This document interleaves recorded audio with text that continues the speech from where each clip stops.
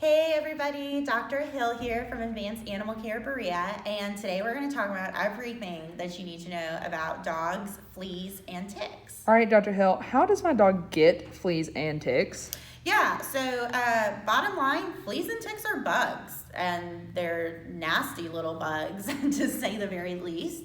But they will either climb or jump on your pet from the environment. So whether they're in your house or outdoors or in the woods or in tall grasses or things like that, they can pick them up from nature or just about anywhere. So can fleas and ticks spread from my dog to my home and family?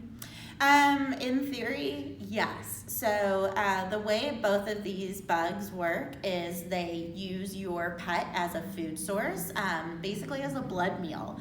And so if your dog picks up a tick outside and it gets on your pet and it feeds on your pet, if your dog happens to be or if your dog picks up the tick outside, happens to be inside when the tick decides to jump off of your pet, then yes, it is possible for these pests to get into your house and affect your family that way.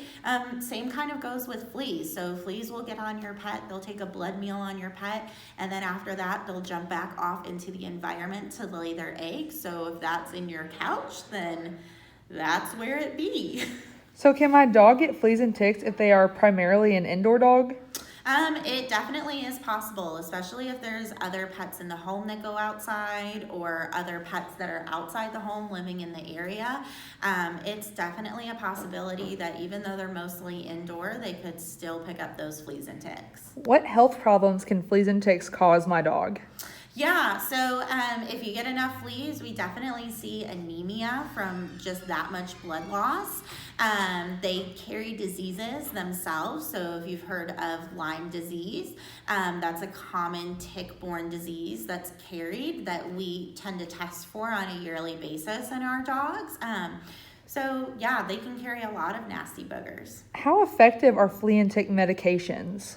So the ones that we have on the market today are actually super effective. And so we have a new drug class called the isoxazoline drug class. It's a bit of a mouthful, but it probably came on the market, I would say probably, maybe within the last 5 to 8 years.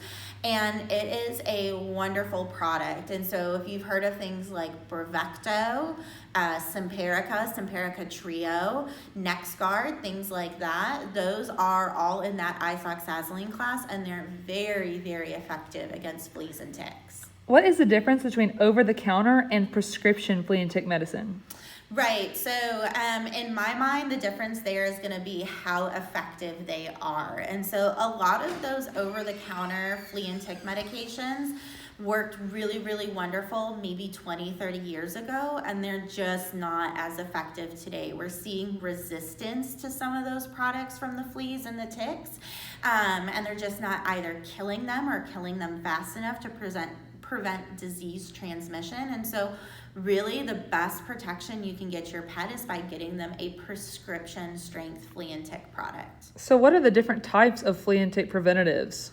So there's several out there on the market. My personal favorite is going to be Simparica Trio, and that's because it does everything. So it does your fleas, it does your ticks, it does your heartworm and your intestinal parasite. So it's full spectrum prevention in one chew.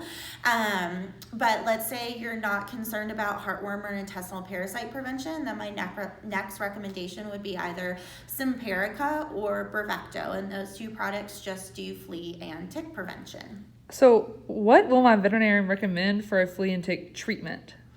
So if you have an active infestation of fleas or ticks, sometimes we'll just give your pet a regular old bath here in the clinic, not using anything special. They do make some flea shampoos and stuff like that, but sometimes if we can just physically get them off of your pet, that helps a lot. And then we recommend getting them on a prevention for at least 3 months, but preferably year round, because Here in Kentucky, we have those 70-degree days in December, and so we don't really see that hard kill where a lot of these things die off during the cooler months. So year-round protection is really, really important. And then if they've gotten into your environment, then definitely treating and cleaning and taking care of your environment. So your home, your couches, your carpets, your drapery, your blankets, all of that good stuff is going to be really important too. How can I identify fleas and ticks on my dog? So you can see them with your own two eyes.